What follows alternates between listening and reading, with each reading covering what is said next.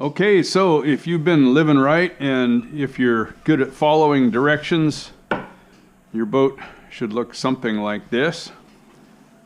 I guess I should also say if my directions were if my directions were decent, your boat should look like this. I haven't yet trimmed these to exactly where they need to be yet, but these have been installed. I have carefully sanded each side here, being careful to keep it nice and square and straight. Laying a little tape on here like I showed you to protect these surfaces. And it has turned out really, really nice. Now, one thing that I do while one side is clamped, I take that opportunity to go to the other side with some of that thickened epoxy and lay it into all of these various areas and make nice fillets. It's hard to see here, but it's actually quite a slight one because this is not a 90, so it doesn't take a large fillet. I have done that everywhere except over here because this was the last one that was clamped, and so I haven't just come back and laid a fillet in this groove right here yet. You might be able to tell there's some, there's some depth to it and so on, where it just simply hasn't had a pretty fillet laid on there yet. This is also the time where you're going to do it under here if you haven't yet.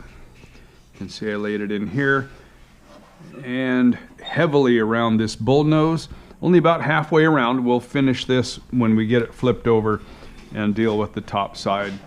Hopefully you can see I did the same over here. Adds a little bit of strength, makes it look great, less likely to crack at the seam. Okay, now, have you been checking your boat as we go? I can't remember if I've made that real clear that you need to make sure all the angles are right as you're going, and here I am saying that, and I should probably check mine. Let's do that together. Where is...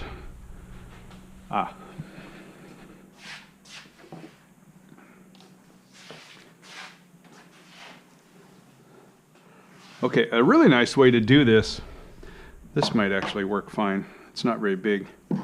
The broader the stance that you have, like maybe using something like this, the better, especially if you're checking a large surface, just to get a, let's say an average. Obviously there shouldn't be massive highs and lows, but this thing being short, let's call it wheelbase, being very short, that a tiny bit of anything out of shape will kind of make it misread. I don't even really trust this thing because it's flexible. I suppose if I tried to get up here on the edge, then maybe that'll work. Let's go ahead and try that real quick here. I don't know. What I'm going to do is drop it and break it. Yeah, see, it didn't even zero because I'm wobbling. Zero-ish. Let's trust but verify. Give or take a tenth. I think I can live with that. Remember, we should be in our maybe 1.1, somewhere 1.5 to 1.7. Don't really recall what we settled on here. 1.5, I saw it bounce there at 1.6 for a second. Okay, so that is good. Remember, this area here should be approximately 2 degrees more. A short distance here should be relatively flat, if not completely flat, before the radius begins. We did talk about that. I don't know if you were paying attention. Okay, 3.5. So that makes me very happy. I'm going to trust but verify. 1.4 now. Okay, 1.6 when I get it straight. And 3.5, 3.6, that neighborhood. Yes, that is good. We should see a little bit more over here. 1.8, 3.6. Okay, I'm liking it. What do we have here? Does anybody remember? 3.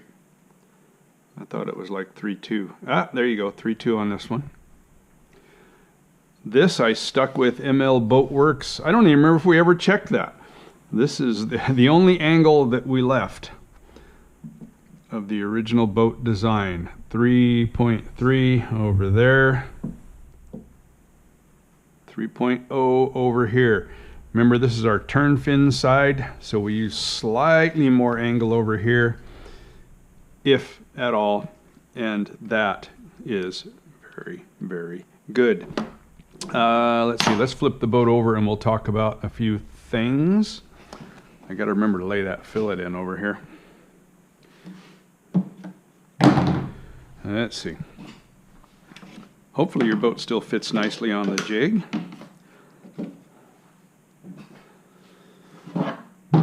Hopefully my boat still fits nicely on the jig. Good time actually to check and make sure that life is good. Just making sure there's nothing big on here. You know, we've been doing a lot of gluing and a lot of craziness. Let's just make sure there's no high spots there. Just taking through this number real quick here.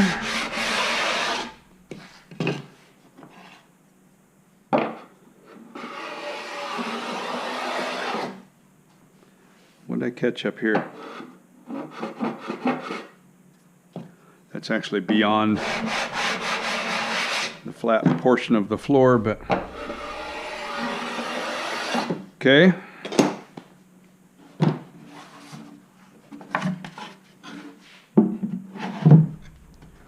It's going to be nose heavy now, I'm going to guess.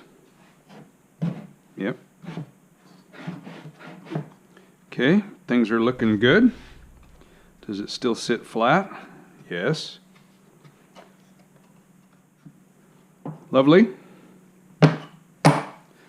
Okay, these are the 1/8 inch pieces. I told you we zapped those on there.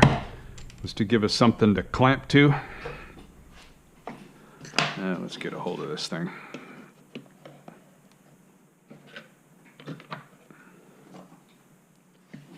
And they should, according to theory, come off fairly easy. Took a little extra wood out there. Does not matter. You can see how far I overshot with this material here. I got to come back with a cutoff wheel probably and buzz that off of there. That'll make it look real pretty. Same routine over here. Okay.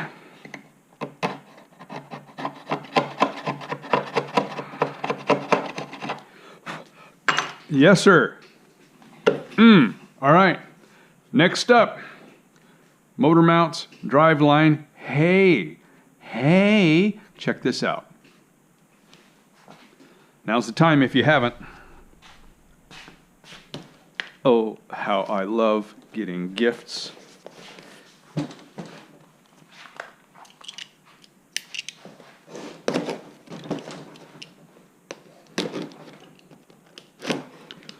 So if you're going to use the solid flex drive system of Brent Byers, order it if you haven't already. He and I spoke quite a bit, and we have made some decisions based upon our boat as to the engine mounting angle and all of that. And so if you tell him that you're building it identical to mine, if you are, if you're that crazy, because truth is, I don't know if it's going to work. If you tell him that, he should be able to hook you up with an identical setup here. And together, we'll install it. This is what it looks like if you've never used one of these. Gonna have, there's actually some parts for some other things here, so don't totally freak out. We'll talk more later. Very shallow strut. Oh, hey, we have some other things to talk about underneath. Don't go away. I'm going to show you some other stuff. I got a bunch of extra goodies, extra parts. I don't know what's in here. That's exciting. Let's find out. Mercy. Oh, look at that sweet little, look at that multi-cut collet. That's professional grade right there. That's like the holy grail of collets. Man, all right. Awesome.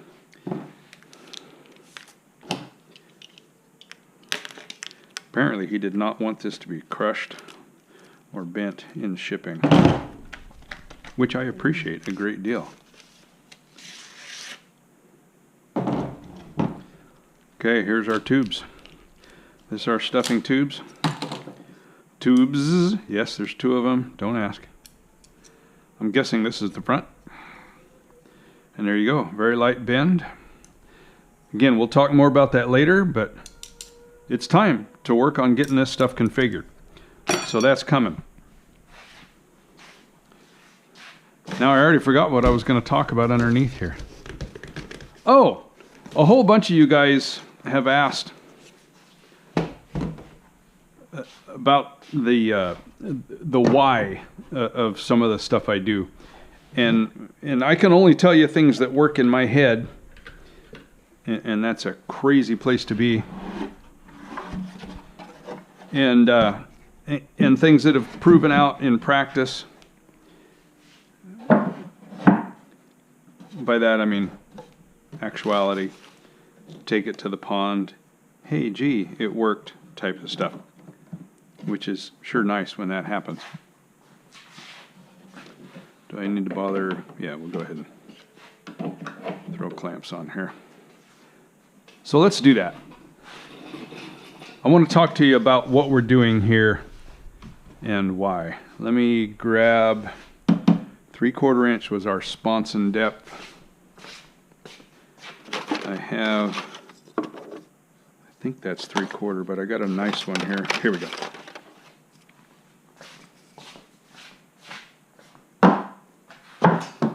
Three-quarter inch, right? So this is going to be the depth of the center line of our prop shaft at the hub. The depth, so the stuffing, the thing that mounts on the back that I'm holding in my hand. Strut, thank you. Yes, the strut will be set at 3/4 depth. All right? And we're going to run what I would call 1 degree negative on the angle. And that is to say that the prop will be down in the water to the tune of 1 degree angle. I'm exaggerating here, but we'll set all that. You don't have to memorize all that right now. The point being, this is my ride depth in the rear. The boat will ride at about that depth because that is the center line of the propeller. So here's what you have. When this boat is at speed, we want this part to be riding flat, because you can imagine if we set our strut too deep, this is why guys say, well, I see guys adjusting the heck out of their struts. Boy, it shouldn't be far off from here. I mean, maybe a little bit of adjustment based upon the lifting characteristics of your, there's a bug flying around my head, the lifting characteristics of your prop. But you want to be roughly in this neighborhood because you want the bottom of the boat flying flat. If you have the bottom of the boat flying slightly, with the nose slightly raised, you have a massive lifting surface and away you go. And if you have it actually running the other direction where you set your strut super deep and then the boat is canted really hard this direction, now it will do bizarre things and you're not going to like it. It'll literally pound the front and then it'll blow over and you'll think, oh, I need to deepen the strut. No, just the opposite. You have gone the wrong way. So here's how the boat will ride. It'll just tap here and it'll ride here and we're going to be zipping along. Now,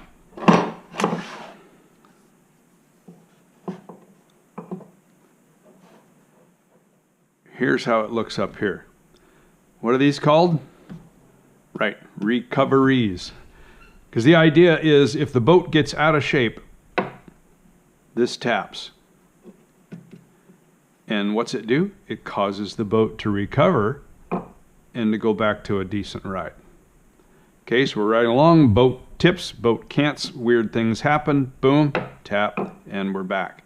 Okay, so this is about the depth we're looking for. I've toyed with different depths here, and we still might with this boat, depending upon whether or not it works. We may have to add here and deepen these or whatnot, but in times past, I have set my recovery so deep that it'll just tap almost with great frequency. I'm beginning to think that was a mistake, so that's why on this boat here I'm making more clearance than I have run recently, and we're going to see how that works out. Okay, so there we go, we're riding here, then we tap here, boat dives deep, we want it to recover, that's why we run quite a bit of angle here as opposed to what we're running here. Okay, does all that make some sense? So it's just kind of a neat way to look at things. Put a straight edge on your boat, even an old boat that you've been running for a long time, especially maybe one that you're fighting with. Get yourself a block. Now if you don't have this full flat floor, you may have to set it all the way back here and use a long straight edge of some sort. Forgive me. And you get the exact same thing, and then we can see everything all at once actually, which is kind of nice. And it'll tell you if you're out of shape. It'll tell you if you got your strut too deep, your strut too shallow. Play with it until your after plane, wherever your flat area is by your strut, even if you have a normal style break or whatever, that is still the surface that you want riding level. Okay, so adjust your boat and get it like that. I predict that we'll set this strut, we'll set it at 1 degree, we'll throw this boat, and it will haul the mail. And with any luck, it'll tap and recover and not bounce, not spring, not lift the nose, and we're going to keep it pinned, baby. All right, that's where we're at. Coming up soon, motor mounts, drivetrain, I'm on it. Stick around.